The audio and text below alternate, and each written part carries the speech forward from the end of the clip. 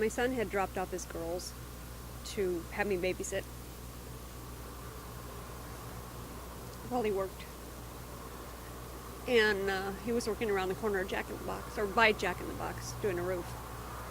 And I had put the girls to the table to their breakfast, and I started washing dishes, and I looked out, and it was weird. The sky was strange, reddish, and you could actually see the smoke rolling across, and it scared me because I've never been in a situation this bad before.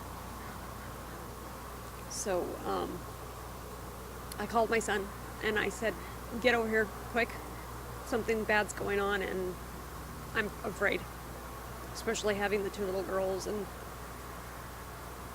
you know, when things are uncertain, you do what you can. So we had hung up the phone, and my son had, right after we hung up, the police came to where he was working on the roof and told him and his boss to get out.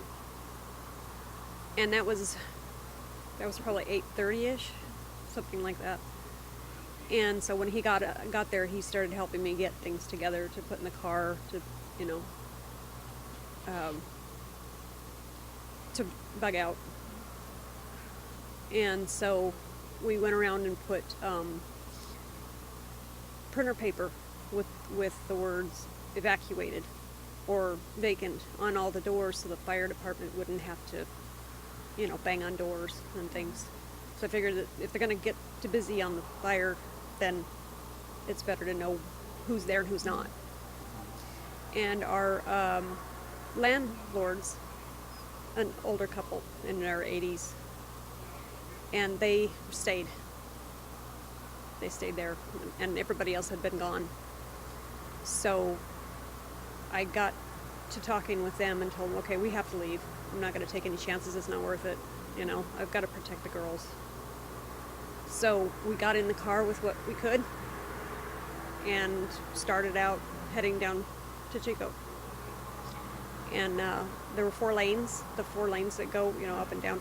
So the 2 lanes on the left went down Neal, and the 2 lanes on the right, which is us, we were going down the wrong side of the road.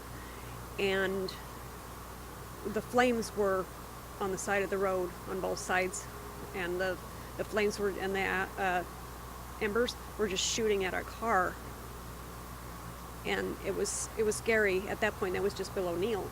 And so we went from that point, it got to be like midnight, with all you could see was the flames on both sides. House is gone, and it was scary. It was really scary. So the further we got down, the worse it got. You couldn't see anything, and all you could hear was the fires roaring, and you couldn't see barely the taillights of the cars in front of you.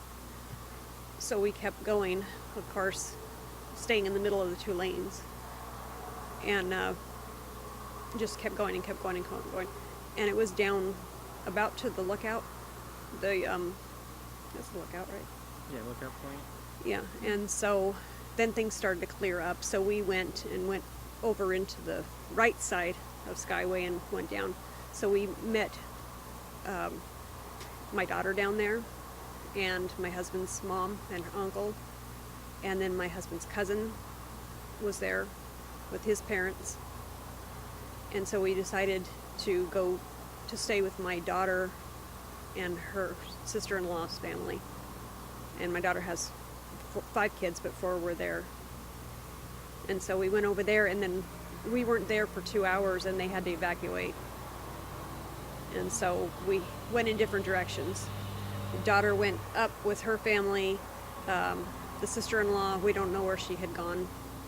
And then we went to the parking lot at the new mall, and then the parking lot at the old mall at Cohasset, and sat there with the cousins. And my mother-in-law and uncle went to Willits because they have family over there. And we sat there in the parking lot, and my husband started looking at the news on his phone, and they listed the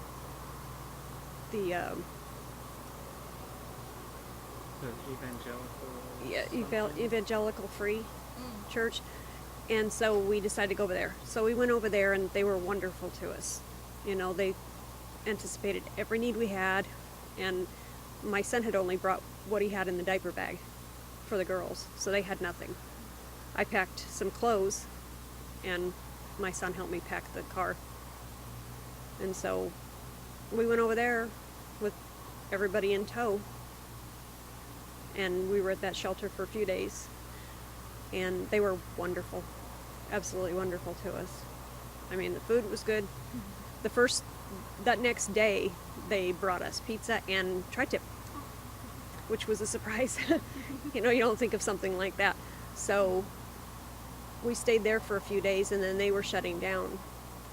So we decided to go here instead of going to Yuba, because everybody was going to Yuba, these fairgrounds. But we needed to be in town so my husband could work. So he's been going to work almost every day, other than having to talk to FEMA and all like that, and find out what our options are. So we're trying to live and get on with our lives, wait to find out what's going to happen. We didn't know where my mom was and my brother. They were living in Upper Magalia. And I talked to him about 8 in the morning, and I didn't talk to him after that, and it was between 8 and 10 that night before we figured out where he was with my mom. Somebody had come in a bus and brought them down to Chico, but there was no phone service. The power went off right before we walked out the door of the apartment. I mean, like, boom, it was within 3 minutes of us walking out the door. So I locked the doors and headed down. So, I mean, we're here, and you can't ask for more than that right now, because you don't know what's going to happen tomorrow. You don't. You have to take every day as if it's your last and enjoy it. I've got my family safe, got my grandbabies to watch out for, and so it's heart-wrenching to see all these people that have lost everything. So many of my friends have lost their homes. My daughter's house is safe for the moment.